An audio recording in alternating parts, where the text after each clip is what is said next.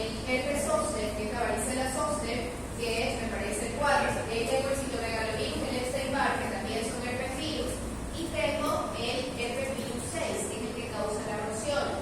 La rociola es una infección viral muy común en niños, que se caracteriza por fiebre, generalmente 3 días seguidos de fiebre, se le baja la fiebre y aparece el rash. Es un rash maculopapular de color rosado y al paciente generalmente no le pasa nada. Pero en ese caso, si yo dibujara la curva, fuera fiebre, se acaba la fiebre y aparece el rash. Y en la mayoría de las enfermedades exantemáticas de la infancia ocurre de esa manera. ¿Cómo yo distingo, por ejemplo, la fiebre de sarampión? ¿Qué tiene el paciente con sarampión? Que afortunadamente, gracias a las vacunas, lo leemos en los libros, no lo hemos visto. El paciente con sarampión se caracteriza por las 3 C, que es cough, coriza y la otra no me acuerdo, pero son 3 C. Cough tiene 2, coriza, que tiene síntomas respiratorios, y la otra C es conjuntivitis, tiene 3 C, además de su rash. Y el paciente está febril intensamente cuando tiene el exantema, y es un exantema macular rojizo. Entonces es muy importante que yo tenga en mi cabeza todo el diferencial con el que yo tengo que trabajar y que distinga también el de la escarlatina. ¿Cómo yo distingo el de la escarlatina? También se le pone la boca roja como frambuesa. ¿Qué característica tiene el rash de la escarlatina? Tiene espacio.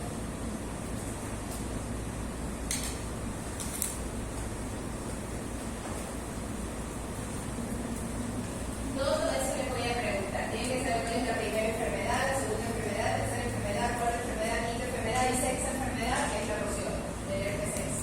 Esos son los exantemas clásicos de pediatría. La escarlatina es una enfermedad producida por la toxina del Streptococcus pyogenes y se caracteriza por tener la lengua frambuesada y las líneas de fascia y un rash en papel de lija. Es un rash áspero que aparece generalmente al segundo o tercer día de la odinofagia, la fiebre. Por eso se justifica la penicilina. Si yo veo dolor de garganta y luego el paciente tiene un rash áspero, eso es escarlatina hasta que se demuestre lo contrario. ¿Qué necesito? El hisopado de garganta para saber si tiene el estreptococo. Y ese sí se cura con penicilina. Entonces, por eso es importante que yo haga mi diferencial de exantemas en pediatría. ¿Qué otra cosa vemos con este paciente? ¿Cómo va cambiando la velocidad de sedimentación globular? Aquí tenemos 150, 138, 140, perdón, 1150 y aquí 140. Está inflamado al inicio y luego baja. La PCR más de 7, la antiestreptolicina O, porque están pensando en estreptococo, por eso le dieron penicilina, porque recuerden que es como cuando apareció el COVID. No sabían qué estaba pasando y empezaban a describir los primeros síntomas de COVID y le dieron de todo. Y bueno, los exámenes de laboratorio, cómo fueron avanzando. Ya posteriormente, cuando pudimos documentarlo, ¿qué vimos que ha presentado aquí? De todo lo que vimos, ¿qué es lo que está indicando aquí en las fotos?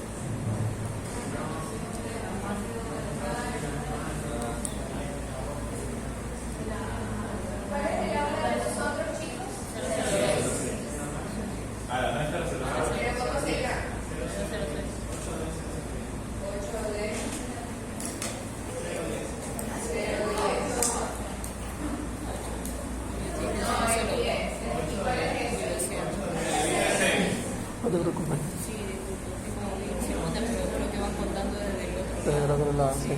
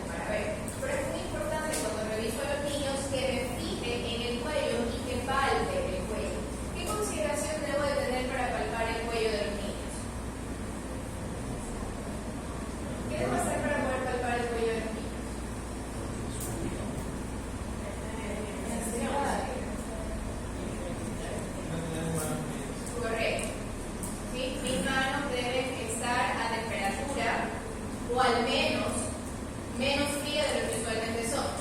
Se lo dice a una persona que parece, no sé si son reptiles los que no regulan temperatura y tienen la misma temperatura ambiente, pero cuando estoy en el hospital es como si fuera un reptil. Está en el aire horrible y mis manos están en el aire, yo estoy morada, parezco fantasma. Entonces, imagínense con esas manos tomar el cuello de los niños. Salgan y no se dejan examinar. Y recuerden que los niños también tienen cosquillas. Y muchas veces eso no me va a permitir examinar el cuello. Entonces tengo que empezar a desarrollar estrategias para poderme acercar. ¿Cómo usualmente ustedes se calientan las manos para poder examinar a los niños? Con la lengua.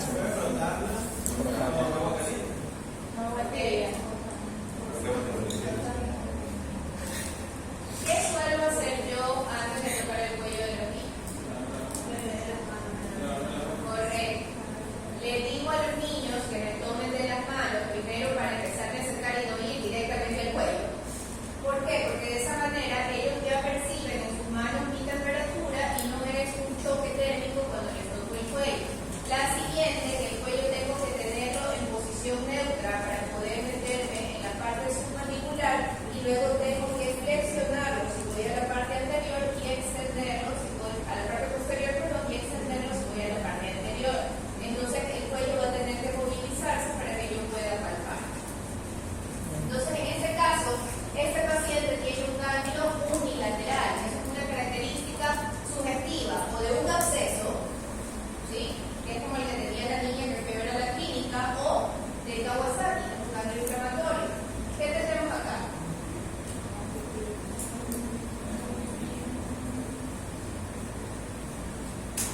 ¿A qué corresponde esa foto?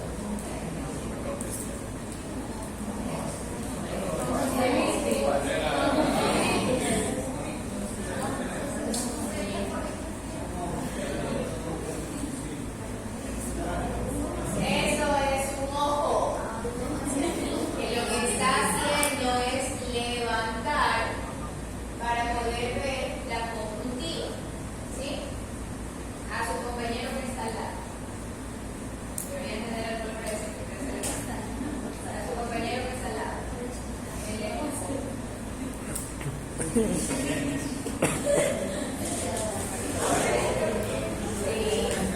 ¿Cuál es la diferencia? ¿Por qué aquí tienen que abrirlo aquí?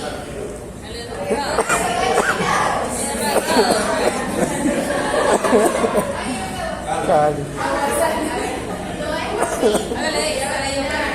Las conjuntivas de sus compañeras, que yo las puedo ver, que examinar las conjuntivas de sus compañeras. Ella tiene otras caras. Entonces, ¿qué hago si el paciente es achinado? Tengo que levantar para ver la conjuntiva, ¿sí? Usualmente también que se pide el niño, que tiene para arriba, que tiene para abajo, que tiene para el lado, para poder ver la conjuntiva. Pero eso obviamente es un niño que coopera. Si estamos viendo al niño de 1 año y 8 meses, que él describió en el caso número 2, ese no me va a hacer caso ni de arriba ni de abajo. Entonces, necesito yo moverme para conseguir mis datos a la exploración química. ¿Qué es esto? ¿Cómo es ese rayo?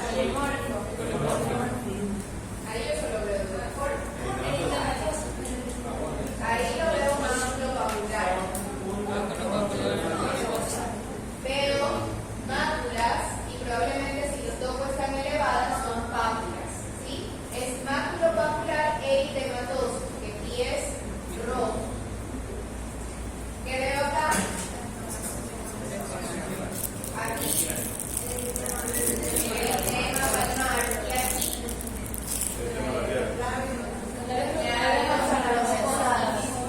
¿Y qué es eso?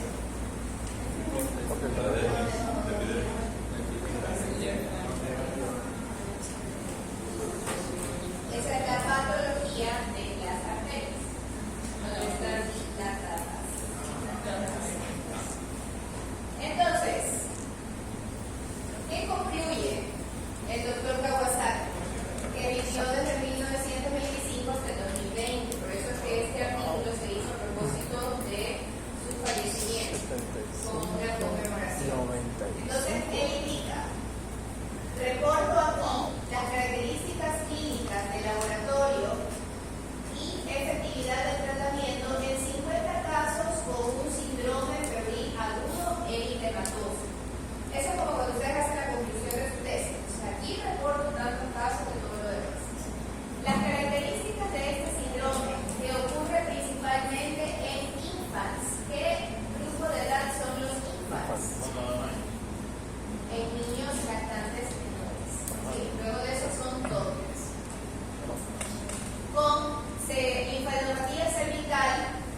inyección conjuntival vulvar, labios rojos y secos con erosión o resquebrajamiento, inyección difusa de la mucosa oral y descamación de las manos, de los dedos de las manos y los pies. Como un resultado de la revisión de la literatura, he discutido la posibilidad que este síndrome no pertenece a ninguno antes recordado. Y así nació la enfermedad de Kawasaki, de la observación de 50 casos. ¿Ok?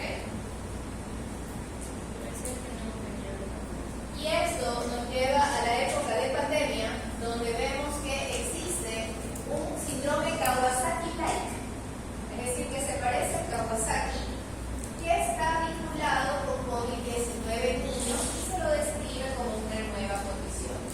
Esto fue en época de COVID, post-COVID, que indica síntomas inflamatorios severos, que es una condición nueva y distinta del Kawasaki.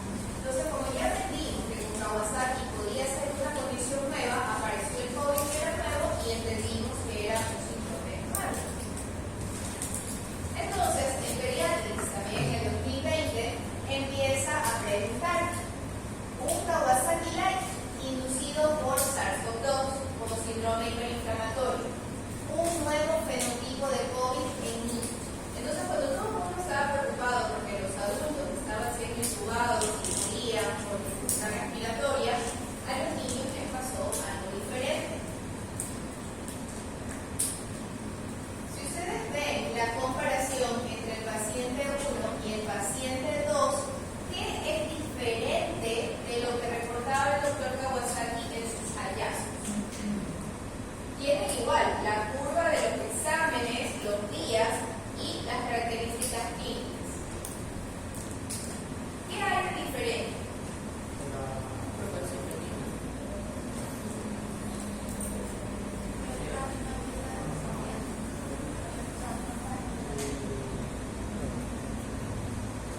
¿Qué cosas son similares?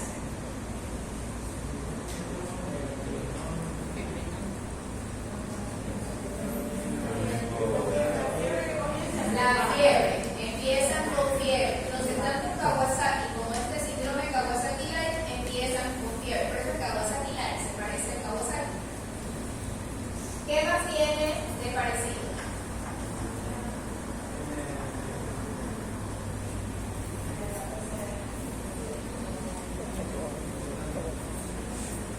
El compromiso mucocutáneo. Eso es similar. ¿Qué es diferente? La diarrea. Este vino con síntomas gastrointestinales que no describió el doctor Kawasaki. ¿Y qué más tiene? El cardiac injury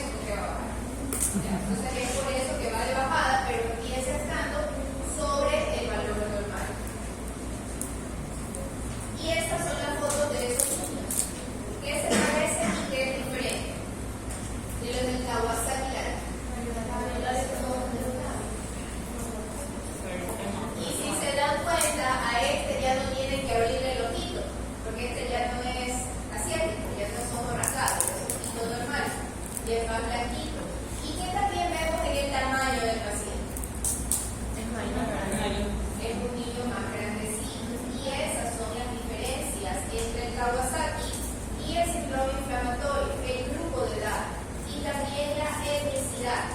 Porque si bien el Kawasaki se presenta en pacientes asiáticos con cierta predisposición genética que cargan su HLA de los asiáticos, este se presenta más, adivinen en quién. En hispanos. ¿Sí? Así que nosotros tenemos el gen para tener este síndrome inflamatorio COVID, y eso es lo que le pasó a nuestros niños. Y lo que le pasó a los niños en Estados Unidos que tenían ascendencia hispana, por eso se describió de esa manera. Entonces vemos, tiene los labios fisurados, los ojitos rojos, tiene el eritema de las manos y tiene también un rash maculopapular, pero es diferente, es más lesionado, más localizado, como que bolita. Entonces, de acuerdo a lo que hemos revisado, ¿cómo se define al Kawasaki? ¿Qué es el Kawasaki? Enfermedad inflamatoria. Sería exantemática. Es una vasculitis. Sí, es una vasculitis de pequeños, medianos o grandes vasos. Medianos vasos. ¿Sí? Hoy día justamente con una nena con trasplante que vino con una encefalopatía hipertensiva y tiene sangrado por todo lo demás, en el diferencial con la cardióloga, porque ahora tenemos cardióloga pediátrica. Chicos, hace un mundo de tener un especialista pediátrico. Y dice, pero a ver, no, tu hipertensión es esto, son este, y esto de acá. Y sería así, bueno, una vasculitis, una de grandes vasos, una callática. Tenía años que no escuchaba. No escuchaba ese término, pero eso es lo que nutre cuando uno trabaja con sus colegas. Y luego viene la endocrinóloga. Causas de hipertensión de endocrinología. Yo solamente tengo feo cromocytoma, que esto ocurre con un paciente que se pone rojo y que le da crisis por momentos, que es cuando tiene el flujo con las catecolaminas. O el paciente que tiene tal cosa, que le pasa esto, esto y esto. Entonces uno aprende cuando lo ve desde esa perspectiva. Entonces causas endocrinológicas de hipertensión, causas cardiológicas de hipertensión y lo demás que vamos a revisar. Entonces esto es una vasculitis. Dice, es la causa principal de cardiopatía adquirida en países industrializados. Hay un daño coronario en el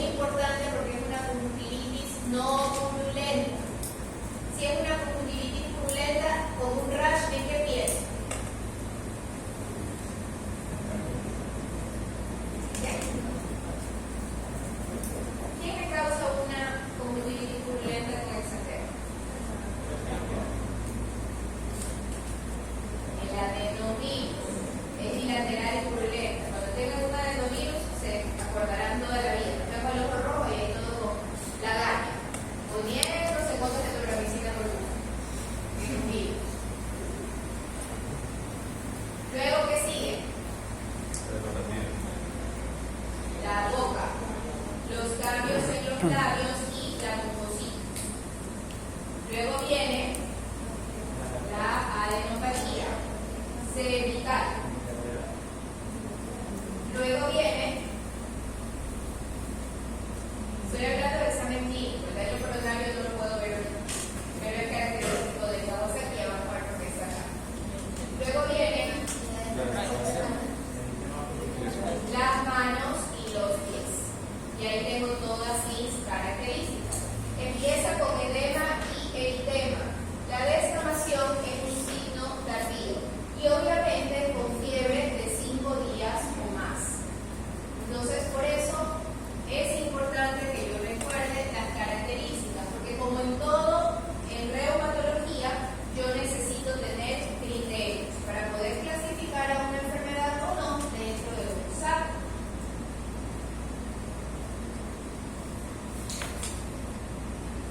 ¿Y por qué piensan que infectología está metido en todo esto? ¿Qué rol tengo que tocar yo aquí?